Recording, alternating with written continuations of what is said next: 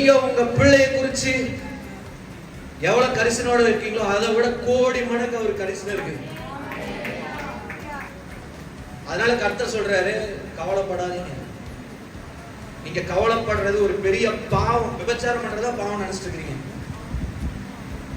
அதுக்கு ஈக்குவலான ஒரு பாவம் சொல்றேன், கவலைப்படுறது.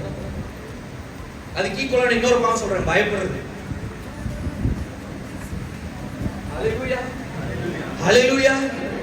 ஏன்னா விபச்சாரம் பண்ணா யார் வருவா?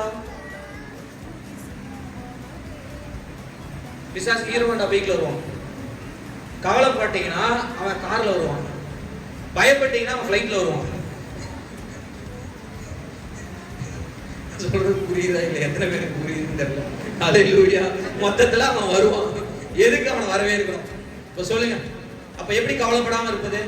கர்த்தர் அறிகிற அறிவுல வளர வளர வளர வளர கவலை எல்லாம் போயிடும். ஏன்